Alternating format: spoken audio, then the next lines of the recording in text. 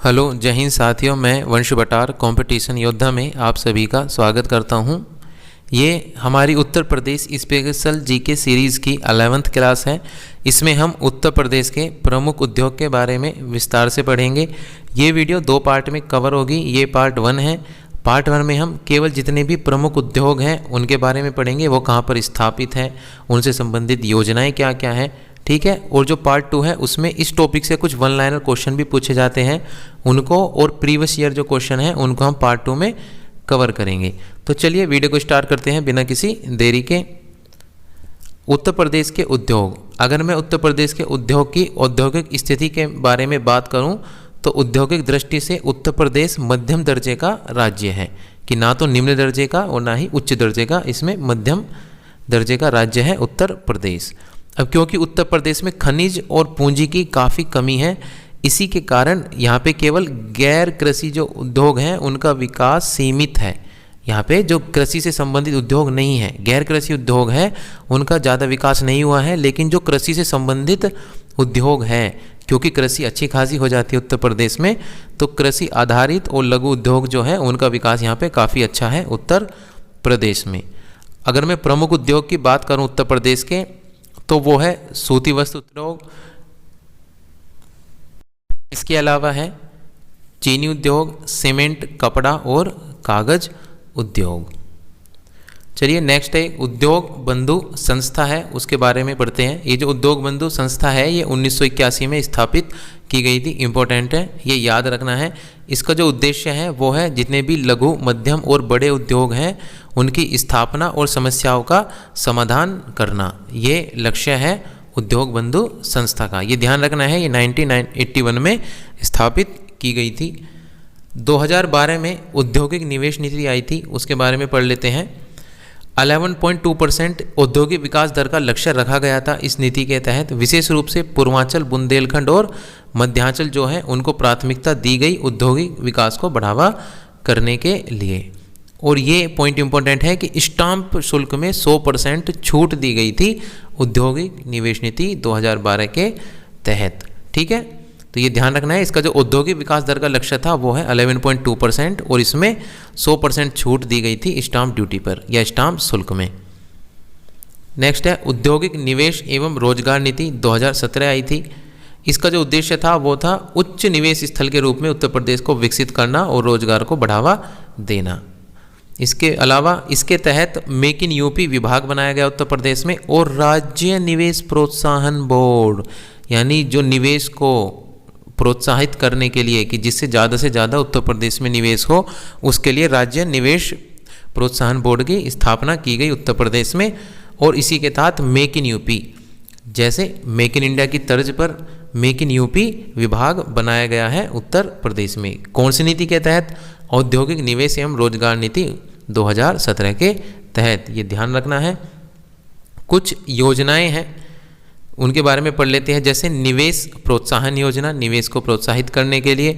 पूंजीगत ब्याज उपादान योजना, ब्याज पर पूंजी देने के लिए, जिससे लोग लोन देने के लिए, जिससे बिजनेस कर सकें। इसी के साथ ईपीएफ प्रतिपूर्ति योजना लागू की गई है।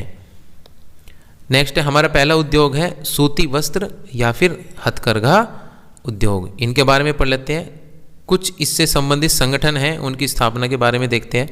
उत्तर प्रदेश में 16 दिसंबर 1972 को राम सहाय आयोग की संस्तुति के आधार पर हथकरघा एवं वस्त्रोद्योग निदेशालय का गठन किया गया। तो ये ध्यान रखना है, पूछा हुआ क्वेश्चन है कि हथकरघा एवं वस्त्रोद्योग निदेशालय कब बनाया गया था। तो ये उत्तर प्रदेश में बनाया गया था 1972 या 1972 में। और ये भी ध्यान रखना है किसने सुझाव दिया था इसको बनाने का, वो दिया था राम सहाय आयोग ने, ठीक है। इसके अलावा इसका जो उद्देश्य था वो राज्य के हथकरघा और वस्त्र उद्योग को संगठित करना और उनको प्रोत्साहित करना हथकरघा एवं वस्त्र उद्योग निदेशालय का लक्ष्य था।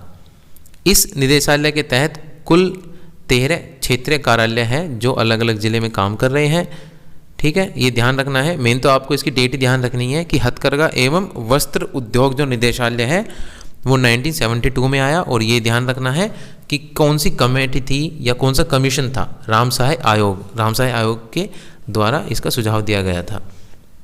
नेक्स्ट है 1969 में उत्तर प्रदेश की जो सरकार है उसने राज्य वस्त्र निगम की स्थापना की। दोनों में कंफ्यूज नहीं होना है। हथकरघा एवं वस्त्र उद्योग का जो निदेशालय है वो तो 1972 में आया था, लेकिन 1969 में उससे पहले उत्तर प्रदेश की सरकार ने राज्य वस्त्र निगम स्थापित किया था, जिसको 1973 में एक पब्लिक लिमिटेड कंपनी में बदल दिया गया था। शुरुआत में वो सरकारी था राज्य वस्त्र निगम, लेकिन बाद में एक कंपनी के रूप में उसको बदल दिया गया। सूती वस्त्र उद्योग की मैं बात करूं तो इसका महत्व है। उत्तर प्रदेश का जो सूती वस्त्र उद्योग है, जिसको मैं दोनों को मिला के बोल रहा हूँ, हथकरघा को भी और सूती वस्त्र उद्योग को भी, ठीक है, उसमें भारत में तीसरे नंबर पर है उत्तर प्रदेश। यानी हथकरघा उद्योग और सूती वस्त्र उद्योग के मामले में जो उत्तर प्रदेश है वो भारत में तीसरे नंबर पर है। ये रैंक तो आपको हर उद्योग की याद ही रखनी है जहाँ पे मैंने लिखी हुई है, ठीक है। तो सूती वस्त्र और हथकरघा उद्योग के मामले में जो उत्तर प्रदेश है वो तीसरे स्थान पर है। यह राज्य का सबसे बड़ा उद्योग है, ठीक है, राज्य का सबसे बड़ा उद्योग है और कृषि के बाद रोजगार देने वाला दूसरा सबसे बड़ा उद्योग है, ठीक है। वैसे तो सबसे बड़ा उद्योग है, लेकिन अगर मैं रोजगार की बात करूं तो जो कृषि है उसमें सबसे ज़्यादा लोग रोजगार पाते हैं, ठीक है। अगर मैं कृषि के अलावा बात करूं तो दूसरे नंबर पर है सूती वस्त्र और हथकरघा उद्योग। ये कृषि के बाद रोजगार देने वाला दूसरा सबसे बड़ा क्षेत्र है या सबसे बड़ा उद्योग है। देश के कुल हथकरघा उद्योगों में से लगभग 1/4 25% लोग हैं जो हथकरघा है वो उत्तर प्रदेश में स्थित है, ये भी ध्यान रखना है। रोजगार की मैं बात करूं तो उत्तर प्रदेश में लगभग 6.64 लाख बुनकर इस उद्योग से अपनी आजीविका चलाते हैं। कुछ प्रसिद्ध क्षेत्रीय उत्पाद हैं सूती वस्त्र और हथकरघा उद्योग से, उनको पढ़ लेते हैं। जैसे वाराणसी की सिल्क साड़ियाँ, आपने सभी ने सुना होगा। बनारस की साड़ी, बनारस कहाँ है, वो वाराणसी में है, तो बिल्कुल वहीं से वाराणसी की सिल्क साड़ियाँ प्रसिद्ध हैं। सीतापुर की दरियाँ, देखिए बनारस की सिल्क साड़ियाँ, सीतापुर की दरियाँ, ठीक है, इनको तो ODOP एक जिला एक उत्पाद के तहत भी चुना गया है। तो वाराणसी की सिल्क साड़ियाँ हैं, ठीक है, सीतापुर की दरिया है, गाजीपुर की कटवर्क पर्दे हैं, काफ़ी मशहूर है, अमरोहा का पायल वर्क है, गोरखपुर के बेड कवर और गाजियाबाद का टेरी टावल, ये कुछ प्रसिद्ध है पूरे राज्य में।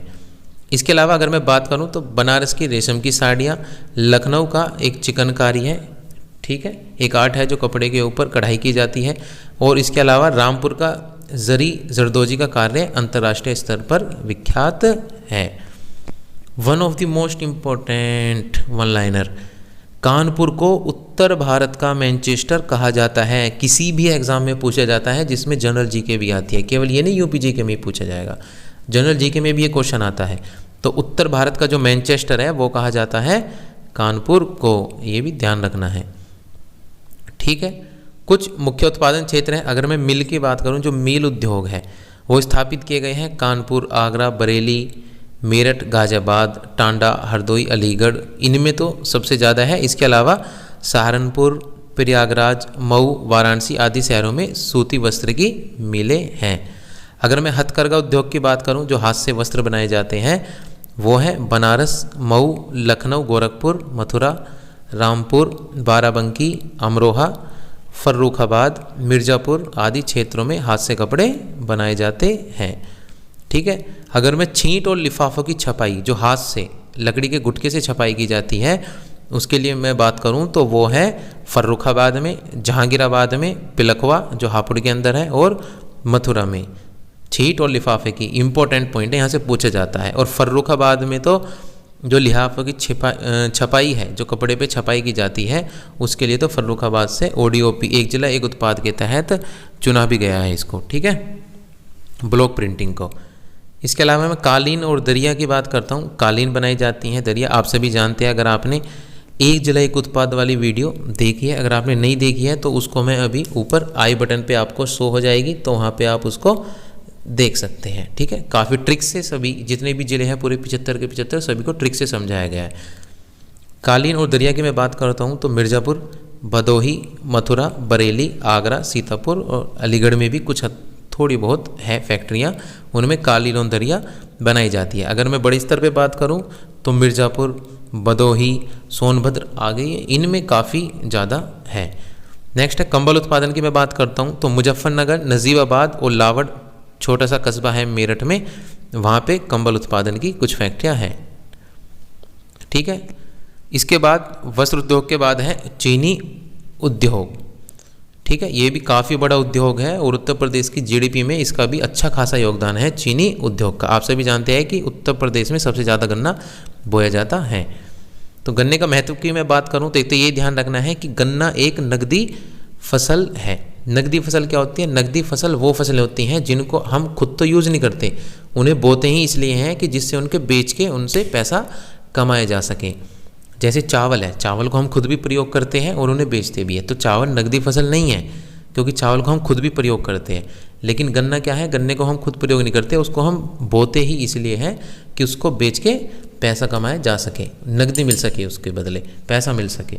तो इसलिए जो गन्ना है वो राज्य की एक प्रमुख नकदी फसल है, ये ध्यान रखना है।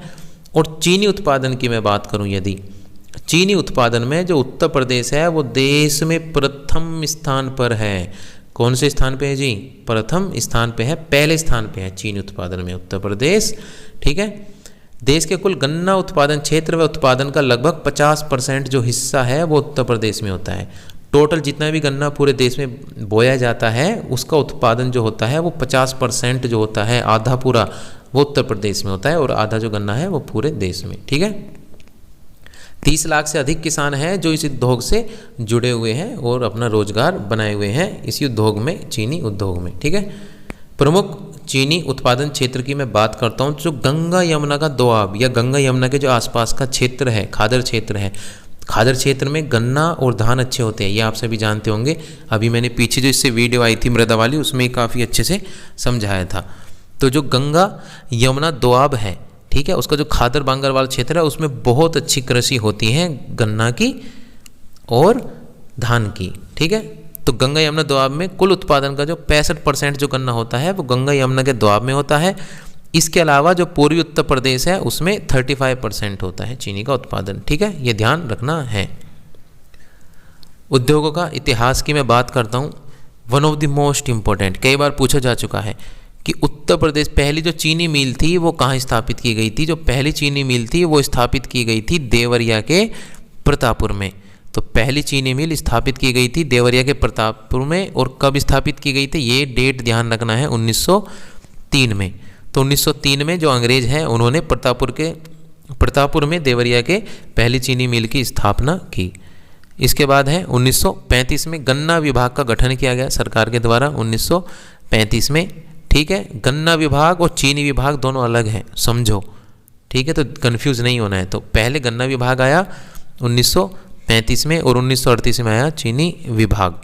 इसके अलावा एक एक्ट लेके आए गए सरकार ने 1938 में, एक एक्ट को लेकर आई, शुगर फैक्ट्रीज कंट्रोल एक्ट 1938। ये भी ध्यान रखना है, शुगर फैक्ट्री को कंट्रोल करने के लिए जो एक्ट आया वो शुगर फैक्ट्रीज कंट्रोल एक्ट आया 1938 में। नेक्स्ट है गन्ना विकास परिषदें। ठीक है, 1948, 49, 1948, 49 में गन्ना विकास परिषद का गठन किया गया था। वर्तमान में अगर मैं बात करूं तो कुल 152 गन्ना विकास परिषदें हैं और 169 सहकारी गन्ना विकास समितियां हैं। पीसीएस के लिए सही है और छोटे एग्जाम में जो वनडे एग्जाम है उनमें नहीं पूछा जाता है। लेकिन आपको ये ऊपर वाले पॉइंट ध्यान रखने हैं कि पहली चीनी मिल की स्थापना 1903 में प्रतापपुर में की गई थी जो देवरिया में स्थापित है। गन्ना विभाग 1935 में आया, 1938 में चीनी विभाग आया। ठीक है, और जो शुगर फैक्ट्रीज कंट्रोल एक्ट है वो 1938 में आया था। ठीक है, शुगर की जो फैक्ट्री हैं, चीनी की फैक्ट्रियाँ, मिल है, उनको कंट्रोल करने के लिए। नेक्स्ट है कुछ शोध और प्रशिक्षण केंद्र हैं चीनी उद्योग से संबंधित, उनके बारे में पढ़ लेते हैं।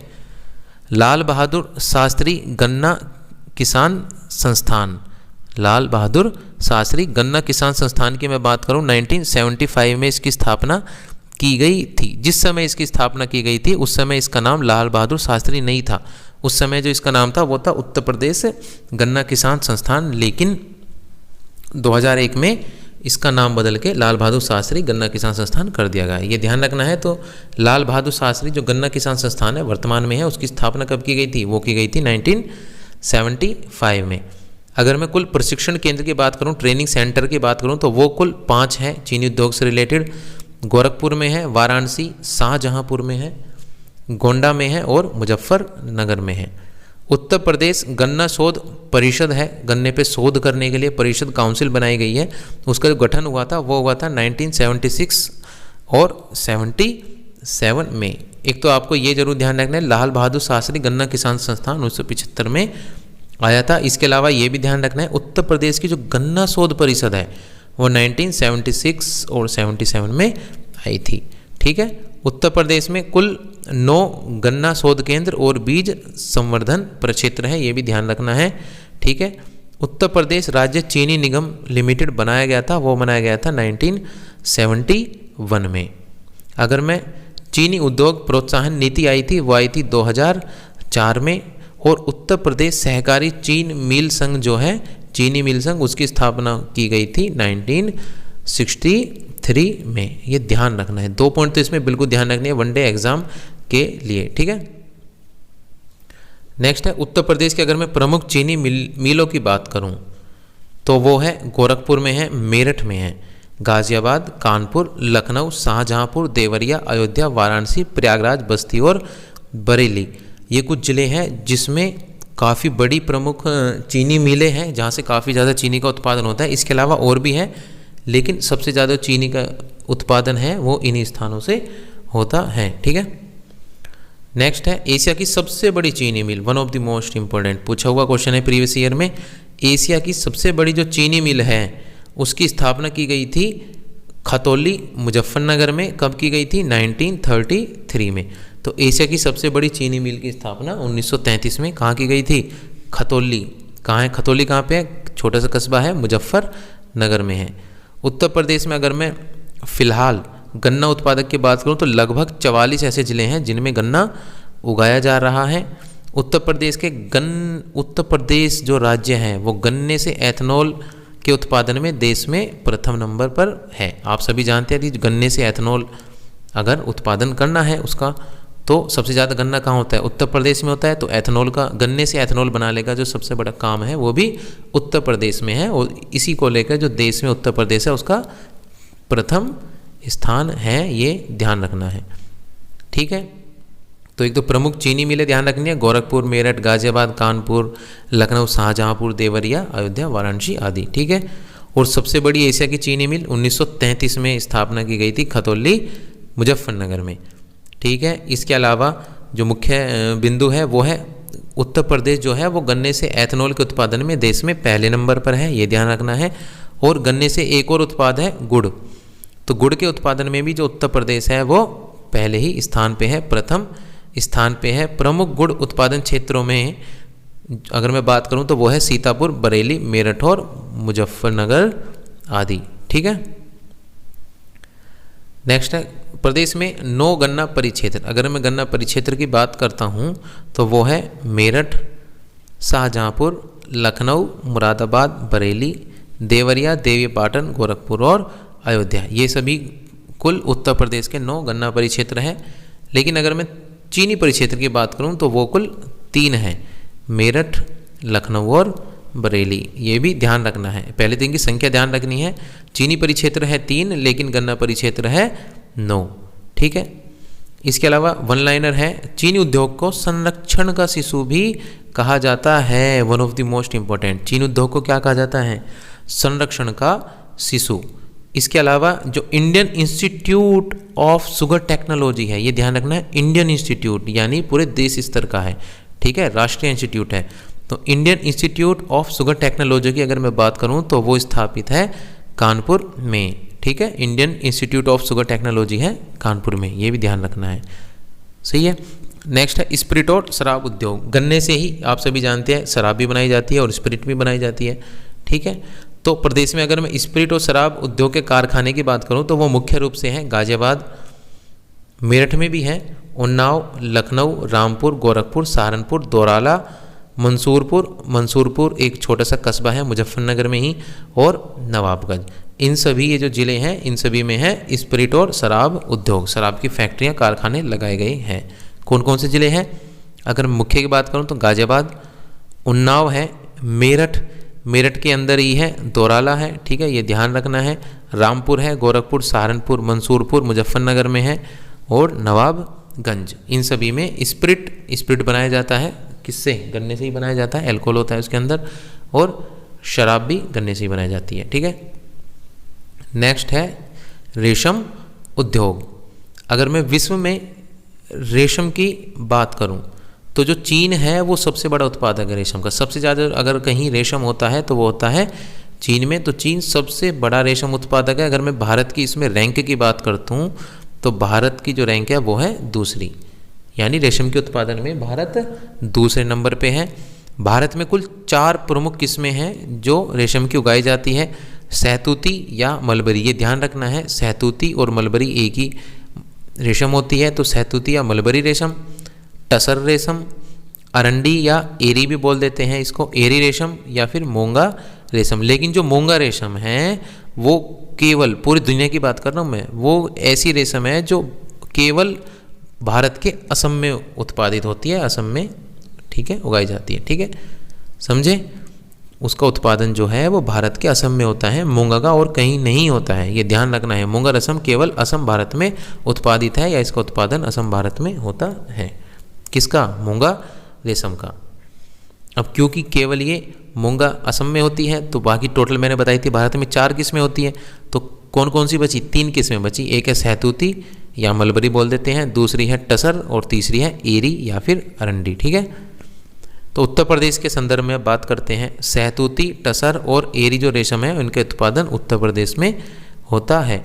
अगर मैं सबसे ज़्यादा उत्पादन की बात करूं तो वो होती है सहतूती या मलबरी, इसका उत्पादन जो है वो उत्तर प्रदेश में सबसे अधिक है। सहतूती रेशम के लिए देखिए, आप सभी जानते हैं जो रेशम के कीड़े होते हैं, ठीक है, उनको खाने के लिए पत्ते चाहिए, तो जो सहतूती रेशम के लिए सहतूत के पत्ते दिए जाते हैं कीड़ों को। टसर के लिए अर्जुन और आसन का पेड़ है उसके पत्ते दिए जाते हैं। एरी के लिए अरंडी की पत्तियों का उपयोग किया जाता है। अब एरी के लिए अरंडी की पत्तियों का उपयोग किया जाता है, इसलिए जो एरी रेशम है उसको अरंडी भी कह देते हैं, ठीक है। नेक्स्ट, अगर मैं रेशम उत्पादन के प्रमुख जिले की बात करूं उत्तर प्रदेश में तो वो है लखीमपुर खीरी, मिर्ज़ापुर, सोनभद्र, बहराइच और चंदौली। ये जो देख रहे हो आप सभी, ये जो 5 जिले हैं इन सभी में सबसे ज़्यादा रेशम उत्पादन किया जाता है। लखीमपुर खीरी, मिर्ज़ापुर, सोनभद्र, बहराइच और चंदौली। इसके अलावा बाकी कुछ 56 जिले भी हैं जिनमें रेशम का उत्पादन होता है, लेकिन सबसे जो अधिक मैं उत्पादन की बात करूं तो वो है लखीमपुर खीरी, मिर्ज़ापुर, सोनभद्र, बहराइच और चंदौली। और यहाँ से ही जो शुरुआत के 3 लिखे हुए हैं ना, यहाँ से क्वेश्चन पूछा जाता है कि निम्न में से बताइए किसमें रेशम का उत्पादन होता है। कोई भी इनमें से कोई भी एक नाम दे देगा, ठीक है, और 3 नाम अलग से दे देगा कोई भी, और पूछेगा बताइए इनमें से किस में होता है। तो आपको ध्यान रखना है वो होता है लखीमपुर खीरी, मिर्ज़ापुर, सोनभद्र, बहराइच, चंदौली आदि। अगर राज्य में मैं बात करूं राज्य के स्तर की, ठीक है, जो सरकार की राज्य सरकार द्वारा बनाए गए हैं, तो कुल 160 राज्य के सहतूती रेशम फार्म है। सहतूती रेशम के लिए 160 राज्य के फार्म है। और अगर मैं टसर रेशम के लिए बात करूं तो कुल 63 राज्य के रेशम फार्म है टसर रेशम के लिए, और एरी रेशम के लिए कुल 5 राज्य के फार्म है, ये भी ध्यान रखना है। उत्पादन और खपत की बात करते हैं रेशम की। राज्य में कुल वार्षिक उत्पादन की मैं बात करूं तो कुल 50 से 75 मीट्रिक टन, 50 से 75 मीट्रिक टन का उत्पादन होता है। लेकिन अगर मैं खपत की बात करूं तो वो होती है 5000 मीट्रिक टन, 5000 मीट्रिक टन, यानी लगभग 100 गुना, लगभग 100 गुना हो गया ना। 50 से 5000 लगभग कितने गुना हो गया? 100 गुना हो गया। यानी 100 गुना हमारी खपत है, हम उगा कम रहे हैं और 100 गुना खपत कर रहे हैं। अगर खपत ज़्यादा है तो यानी हमें बाहर से क्या है, रेशम का आयात इंपोर्ट करनी पड़ती है, ये ध्यान रखना है। तो देश की जो कुल रेशम है उसका 50% खपत जो है, कंज्यूम है, वो तो उत्तर प्रदेश में ही हो जाता है, ठीक है। रेशम की सबसे अधिक खपत जो है वो होती है वाराणसी में। आप सभी जाते हैं, रेशम की साड़ियाँ बनारस में फेमस है, सिल्क की साड़ियाँ, रेशम को सिल्क बोलते हैं इंग्लिश में। तो रेशम की सबसे अधिक खपत की मैं बात करूं तो वो वाराणसी में, मऊ में, मुबारकपुर और इटावा में है। वाराणसी की रेशम की जो साड़ियाँ हैं वो विश्व प्रसिद्ध है, ये आप सभी जानते हैं, वाराणसी की या बनारस की, ठीक है, एक ही बात है। नेक्स्ट है अनुसंधान और विकास। अगर मैं सहतूती रेशम के लिए अनुसंधान और जो विकास केंद्र है वो बनाया गया है सुभागपुर गोंडा में। सुभागपुर कहाँ पे है? गोंडा जिले में है। तो सहतूती रेशम और अनुसंधान एवं विकास केंद्र जो है वो बनाया गया है सुभागपुर गोंडा में। लेकिन अगर मैं टसर रेशम के लिए अनुसंधान केंद्र की बात करूं तो वो है सोनभद्र में। कहाँ पे है? सोनभद्र में है। अगर मैं एरी की बात करूं, एरी रेशम अनुसंधान एवं विकास केंद्र, वो है कानपुर नगर में। कहाँ पे है? कानपुर नगर में। अगर इसको ट्रिक रखने के लिए ट्रिक बताऊं तो जैसे एरी और कानपुर की, एरी कान पे बिल्कुल जू नहीं रेंग रही, किसी से कोई लड़की सुन नहीं रही है, आप उससे कह रहे हैं एरी कान पे जू नहीं रेंग रही, तो एरी रेशम अनुसंधान विकास केंद्र हो जाएगा कानपुर। अगर मैं टसर मानी पसर के सोना, यानी बिल्कुल चिंता मुक्त होकर सोना, तो टसर यानी पसर के व्यक्ति क्या है? बिल्कुल सो जाता है, टसर के सोना। तो टसर रेशम अनुसंधान एवं विकास केंद्र हो जाएगा सोनभद्र। और इसके अलावा आप ये आसानी से याद रख सकते हैं, आपको दो का पता लगेगा, सहतूती रेशम एवं अनुसंधान विकास केंद्र है सुभागपुर गोंडा। ठीक है। उत्तर प्रदेश की प्रादेशिक कोऑपरेटिव सेरीकल्चर, ये आपको ध्यान रखना है एक ये भी कि रेशम, ठीक है, रेशम का जो फसल उगाई जाती है या रेशम का जो उत्पादन किया जाता है उसकी विधि को बोलते हैं सेरीकल्चर। क्या बोलते हैं रेशम उत्पादन को? सेरीकल्चर, या रेशम के पालन को। ठीक है, एक ही बात है, सेरीकल्चर बोलते हैं। तो प्रादेशिक कोऑपरेटिव सेरीकल्चर जो फेडरेशन है उसकी स्थापना की गई थी 1992 में, ये भी ध्यान रखना है। नेक्स्ट, रेशम से संबंधित कुछ योजनाएं भी चलाई जा रही हैं, जैसे टसर रेशम विकास योजना है जो सोनभद्र, मिर्ज़ापुर, चंदौली आदि 12 जिलों में चलाई जा रही है। इसके अलावा एरी रेशम विकास योजना भी है जो फतेहपुर, कानपुर, हमीरपुर आदि 8 जिलों में चलाई जा रही है। ठीक है। नेक्स्ट है हमारा ऊनी वस्त्र उद्योग। ऊनी वस्त्र उद्योग की बात करूं तो ये one of the most important, कई बार उत्तर प्रदेश के किसी भी एग्जाम में अगर कहीं यूपीजे के आती है तो उसके लिए one of the most important one liner question है ये। कानपुर, पहले तो ये पूछ लेता है लाल इमली कारखाना कहाँ पे है, तो लाल इमली जो कारखाना है वो कहाँ पे है? वो है कानपुर में। ये ध्यान रखना है, लाल इमली कारखाना है कानपुर में। ये पूछा जाता है किससे संबंधित है, तो ये संबंधित है ऊनी वस्त्र कारखाना। ठीक है, लेकिन जो फिलहाल ये बंद चल रहा है, ये भी ध्यान रखना है। अन्य ऊनी वस्त्र की मैं बात करूं तो वो मिल जो है वो स्थापित की गई है कानपुर, गाजियाबाद, मिर्ज़ापुर और शाहजहांपुर में। कहाँ? कानपुर, गाजियाबाद, मिर्ज़ापुर और शाहजहांपुर में अन्य ऊनी वस्त्र की मिल स्थापित की गई है। ठीक है, लाल इमली कारखाना कहाँ पे है? वो है कानपुर में। ठीक है। नेक्स्ट है जूट उद्योग। जूट उद्योग का अधिक विस्तार है नहीं उत्तर प्रदेश में, इसके कुल 3 ही मिलें हैं, और तीनों की मैं बात करूँ उनमें से 2 तो कानपुर में है और एक है सहजनवा, गोरखपुर में। ठीक है, ये ध्यान रखना है, इसके कुल 3 मिलें हैं। नेक्स्ट है वनस्पति उद्योग। वनस्पति उद्योग यानी पेड़ पौधे की सहायता से जो ऑयल बनाया जाता है या जो वनस्पति घी बनाया जाता है, जिसको सामान्य भाषा में आपने सुना होगा डालडा घी, उसी की बात कर रहे हैं। वनस्पति उद्योग की मैं बात करूं तो सबसे अधिक है कानपुर में, काफ़ी अधिक मात्रा में कानपुर में। इसके अलावा मोदीनगर, मेरठ, प्रयागराज, अलीगढ़ आदि में वनस्पति, ठीक है, जो घी है उसका उत्पादन किया जाता है। कुछ खाद्य तेल मिलें भी हैं जो तेल भी बनाती है वनस्पति तेल, उनकी मैं बात करूं तो वो है कानपुर में ही है। ठीक है, वापस वही आ गया, कानपुर, आगरा, गाजियाबाद, हापुड़ या मोदीनगर। ठीक है, तो वनस्पति उद्योग में कानपुर काफ़ी अग्रणी जिला है, ये ध्यान रखना है, कानपुर, मोदीनगर, मेरठ। नेक्स्ट है उर्वरक उद्योग। उर्वरक खाद की बात करते हैं, कृषि से संबंधित है, तो इसका अच्छा खासा विस्तार है उत्तर प्रदेश में।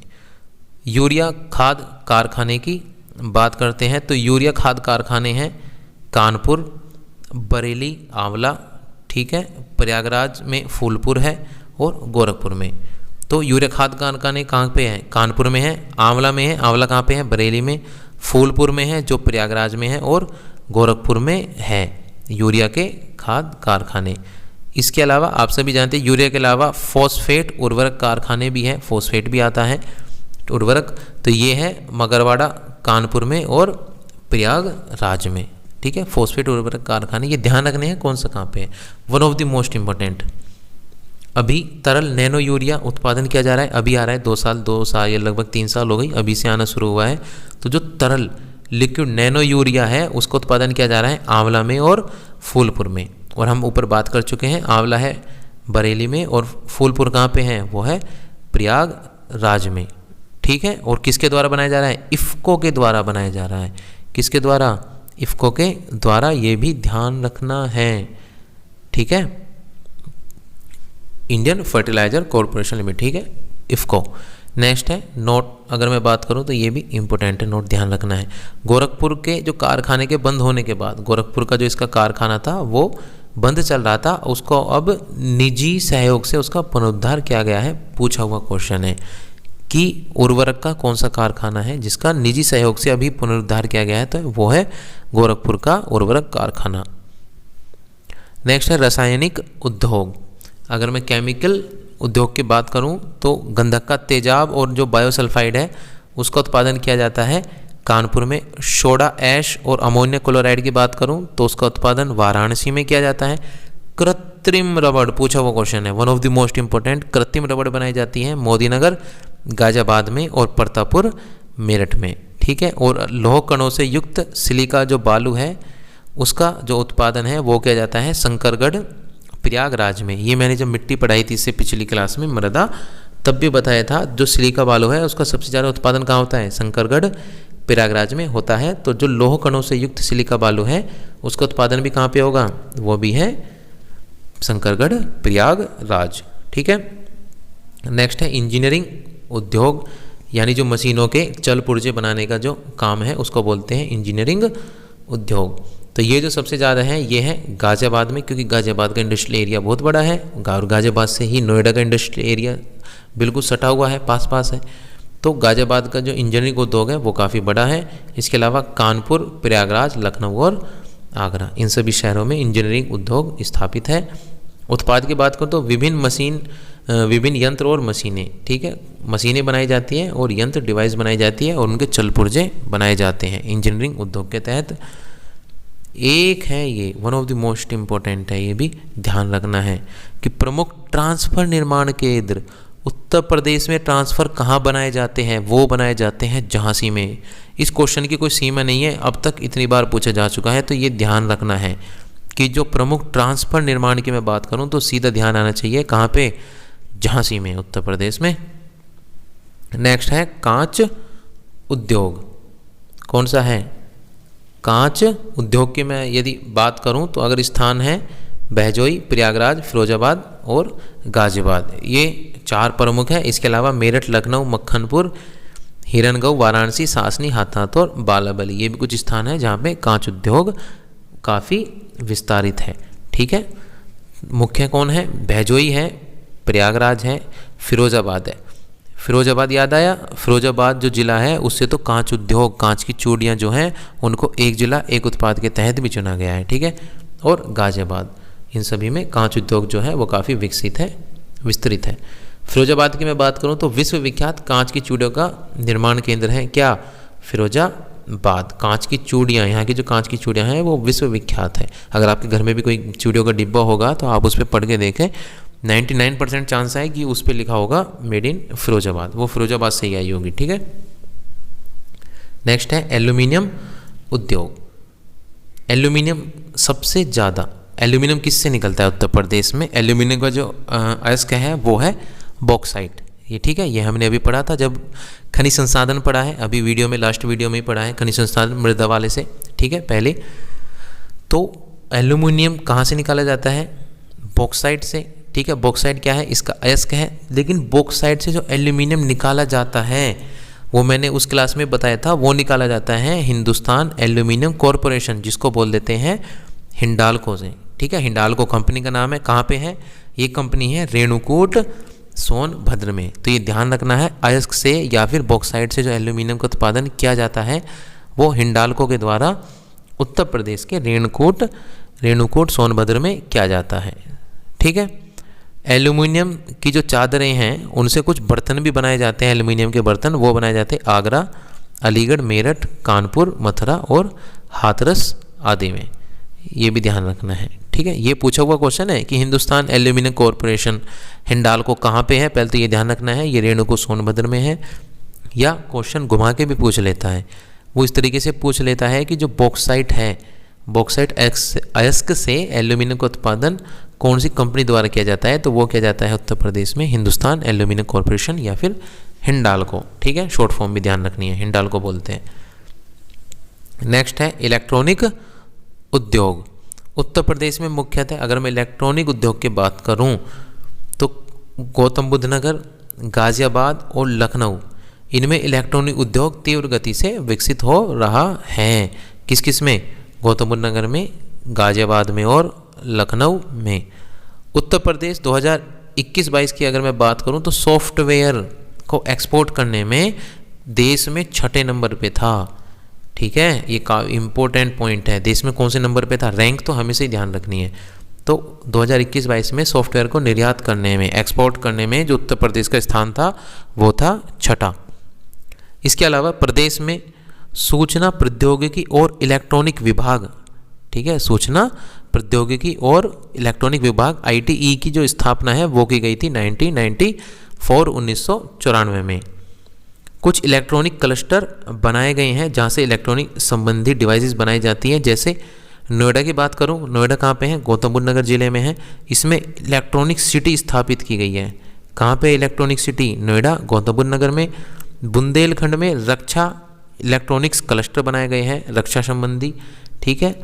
लखनऊ, उन्नाव और कानपुर में अगर मैं बात करूं तो वहाँ पे मेडिकल इलेक्ट्रॉनिक्स क्लस्टर बनाए गए हैं। तो नोएडा में तो इलेक्ट्रॉनिक्स सीधे, ठीक है, जो इलेक्ट्रॉनिक कंप्यूटर से रिलेटेड, मोबाइल से रिलेटेड सॉफ्टवेयर वगैरह डेवलप किए जाते हैं नोएडा में। बुंदेलखंड की बात करूँ तो जो रक्षा निर्माण है, रक्षा विनिर्माण है, उससे संबंधित रक्षा इलेक्ट्रॉनिक्स डिवाइसेस बनाई जाती हैं। और जो मेडिकल से संबंधित इलेक्ट्रॉनिक डिवाइसेस बनाई जाती है वो बनाई जाती है लखनऊ, उन्नाव, कानपुर क्षेत्र में। HTPI केंद्र की बात करूं, HTPI की फुल फॉर्म होती है software technology park of India. ये ध्यान रखनी है, इसकी फुल फॉर्म भी पूछ ली जाती है, software technology park of India, ठीक है। इसका जो निदेशालय की मैं बात करूं तो वो है नोएडा में, ठीक है, राष्ट्रीय स्तर का है, ऑफ इंडिया लिखा हुआ है, ठीक है, software technology park of India. तो इसका निदेशालय जो है या मुख्यालय भी आ सकता है वो है ग्रेटर नोएडा या नोएडा में। इसके अलावा कानपुर, लखनऊ, प्रयागराज, मेरठ में इसके छोटे छोटे केंद्र स्थापित किए गए हैं। किस किस में?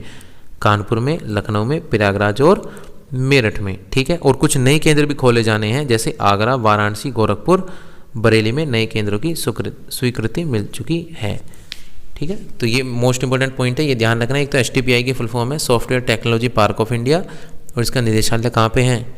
वो है नोएडा में। इलेक्ट्रॉनिक्स विनिर्माण नीति आई थी 2020 में उत्तर प्रदेश की, ठीक है। उसके कुछ लक्ष्य निर्धारित किए गए थे उत्तर प्रदेश के लिए, वो है कि 40,000 करोड़ रुपए का निवेश आना चाहिए, ठीक है। निवेश आकर्षित करने का लक्ष्य था 40,000 करोड़ रुपए का। इसके अलावा 3 इलेक्ट्रॉनिक क्लस्टर बनाए जाने और 3 उत्कृष्टता केंद्र की स्थापना भी इसका लक्ष्य था, इलेक्ट्रॉनिक विनिर्माण नीति 2020 का, ठीक है। ESDM पार्क की स्थापना की जानी थी और इसके अलावा सेमीकंडक्टर निर्माण में निवेश, ठीक है, कि सेमीकंडक्टर के जो निर्माण है वो उत्तर प्रदेश में है, उसके निवेश पाने के लिए प्रोत्साहित भी किया गया था। किसमें? इलेक्ट्रॉनिक विनिर्माण नीति 2020 में राज्य में। और अभी तो एक योजना भी चलाई है योगी आदित्यनाथ ने सेमीकंडक्टर में किसको? निवेश को प्रोत्साहित करने के लिए राज्य में 4 लाख रोजगार अवसर प्रदान करना, वो भी इसका लक्ष्य था। नेक्स्ट है लकड़ी एवं फर्नीचर उद्योग। अगर मैं लकड़ी एवं फर्नीचर उद्योग की बात करूं तो स्थान की अगर मैं बात करूं तो ये जो सबसे ज़्यादा विकसित है ये उद्योग वो है हाथरस, वाराणसी, सहारनपुर और बरेली में, ठीक है। ये ध्यान रखना है, हाथरस, वाराणसी, सहारनपुर और बरेली, इसमें लकड़ी और फर्नीचर जो उद्योग है वो काफ़ी अधिक विकसित है। और अगर लकड़ी पे जो नक्काशी की जाती है वो फेमस है सहारनपुर और नगीना। नगीना कहाँ पे है? नगीना बिजनौर में है, ठीक है। तो लकड़ी पर नक्काशी की जाती है सहारनपुर और नगीना, या सहारनपुर बिजनौर भी आ सकता है, लेकिन ये ध्यान रखना है। लकड़ी के जो खिलौने बनाए जाते हैं उनके जो क्लस्टर स्थापित किए गए हैं वो है लखनऊ में और वाराणसी में। तो लकड़ी के खिलौने हैं लखनऊ और वाराणसी, ठीक है। बेंत व छड़िया की बात करूं तो वो बनाई जाती है बरेली में। कहाँ पे? बरेली में। बेंत और छड़ी जो बनाई जाती है बरेली में।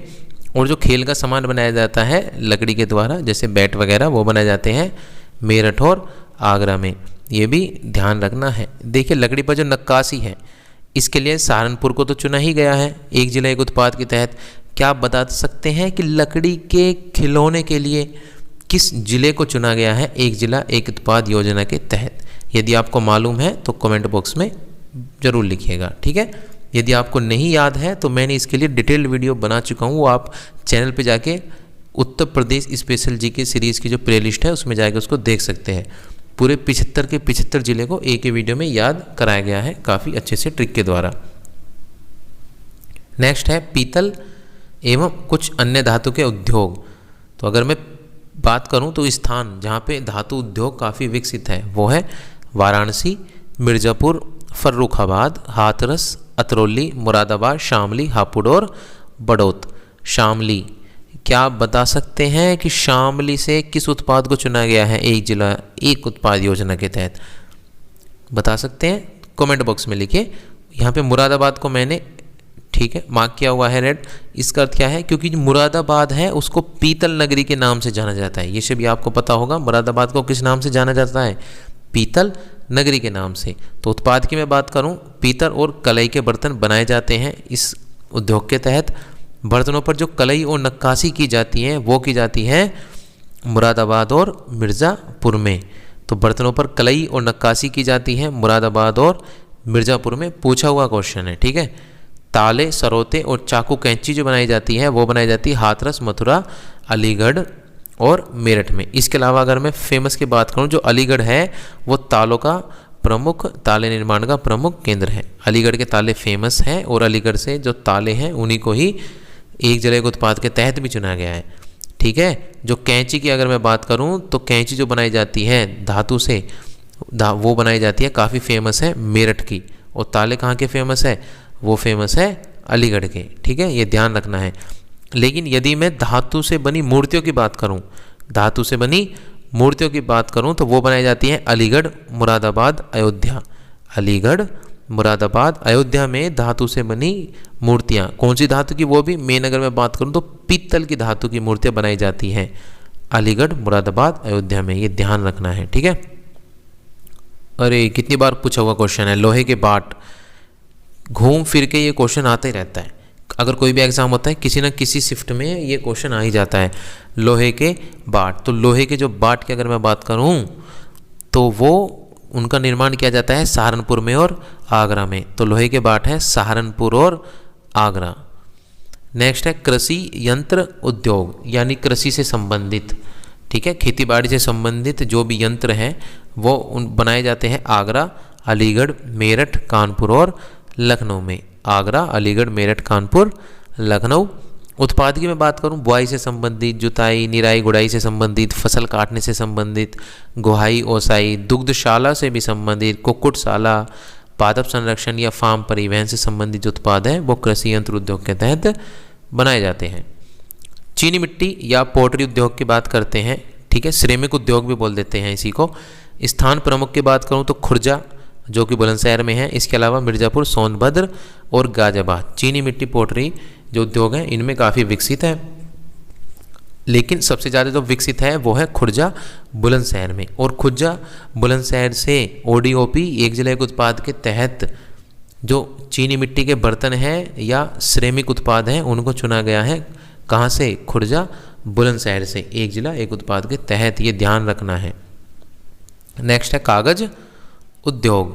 कागज उद्योग की बात करूं तो इसके प्रमुख स्थान है मुजफ्फरनगर, मेरठ, सहारनपुर, गाजियाबाद, मुरादाबाद, रामपुर और उन्नाव। लेकिन जो काफ़ी ज़्यादा विकसित है वो इन तीनों में है, मुजफ्फरनगर, मेरठ और सहारनपुर में कागज उद्योग। कच्चे माल की बात करूं तो कुछ मिलों में खोई का यूज़ भी किया जाता है कागज़ को बनाने के लिए। नेक्स्ट है साइकिल उद्योग। सबसे ज़्यादा साइकिल बनाई जाती है आगरा और वाराणसी में, ये ध्यान रखना है। स्थान की मैं अगर बात करूं तो आगरा, वाराणसी, इसके अलावा रामपुर, लखनऊ, कानपुर और प्रयागराज में भी काफ़ी अच्छे साइकिल उद्योग है। प्रमुख ब्रांड्स की बात करूं जो उत्तर प्रदेश में जिनके कारखाने हैं साइकिल के वो है रॉयल प्रिंस, पॉपुलर हंसा, जय हिंद, एशिया और शाइनो। ये कुछ साइकिल के ब्रांड्स हैं जिनके कारखाने हैं उत्तर प्रदेश में। नेक्स्ट है साबुन उद्योग। साबुन उद्योग की अगर मैं बात करूं तो इसका प्रमुख स्थान है कानपुर, आगरा, मोदीनगर। मोदीनगर कहाँ पे? गाजियाबाद में है, और मेरठ। तो साबुन उद्योग की मैं बात करूं तो इसके जो कारखाने हैं, मुख्य कारखाने, वो है कानपुर में, आगरा में, मोदीनगर और मेरठ में। नेक्स्ट है चमड़ा उद्योग। आप सभी जानते हैं चमड़ा उद्योग के लिए फेमस है आगरा और कानपुर। लेकिन अगर प्रमुख केंद्र की या मुख्य केंद्र की बात करूं चमड़ा उद्योग के लिए तो वो है कानपुर। तो कानपुर उत्तर प्रदेश का जो चमड़ा उद्योग है उसका मुख्य केंद्र है कानपुर। चमड़े के जूते, सूटकेस, पेटियां या जीन की अगर मैं बात करूं तो वो बनाए जाते हैं आगरा, कानपुर, लखनऊ, मेरठ और बरेली में। ये ध्यान रखना है। नेक्स्ट है सीमेंट उद्योग। प्रदेश में सीमेंट के प्रमुख कारखाने। आप सब जानते हैं कि चूना पत्थर कहाँ पाया जाता है, क्योंकि आप सभी जानते हैं जिप्सम का और चूना पत्थर का यूज़ होता है सीमेंट बनाने के लिए। ये मैंने आपको जो खनिज संसाधन वाली वीडियो थी उसमें भी बताया था। अब जहाँ पे चूना पत्थर पाया जाएगा, जहाँ पे जिप्सम पाया जाएगा, उसी के आसपास ही सीमेंट की फैक्ट्री स्थापित की जाएंगी, ठीक है, जिससे ज़्यादा दूर चूना पत्थर ना ले जाना पड़े या जिप्सम। तो इसीलिए जो प्रदेश में सीमेंट के अगर मैं प्रमुख कारखाने की बात करूं तो वो है चुनार व कजराहट, जो कि मिर्ज़ापुर में है। ये नाम भी ध्यान रखने हैं, केवल ज़िले का नाम नहीं, यहाँ से क्वेश्चन आते हैं, ठीक है। कई बार ऐसा होगा मिर्ज़ापुर नहीं लिखेगा, सीधा चुनार या कजराहट लिख देगा, तो ये नाम ध्यान रखने हैं, चुनार व कजराहट, मिर्ज़ापुर। इसके अलावा चुर्क व डल्ला जो कि सोनभद्र में है, इसमें प्रमुख फैक्ट्री इन दोनों में स्थापित है, किसकी? सीमेंट की। इसके अलावा गौरीगंज, जगदीशपुर जो कि अमेठी में है, कासगंज, झांसी, सिकंदराबाद, बुलंदशहर, टांडा, अंबेडकर नगर में और रायबरेली में भी सीमेंट की फैक्ट्रियां स्थापित है। चलिए यहाँ पे हम अपनी वीडियो को एंड करते हैं। ये पार्ट 1 था, मिलते हैं पार्ट 2 में। तब तक के लिए जय हिंद, जय भारत। यदि आपको वीडियो पसंद आई है तो इसको लाइक करें, कमेंट करें, शेयर करें, और ठीक है, शेयर करना है। और यदि आपने अभी तक चैनल को सब्सक्राइब नहीं किया है तो ऐसी वीडियो की अपडेट पाने के लिए चैनल को सब्सक्राइब करें। Take care, bye bye.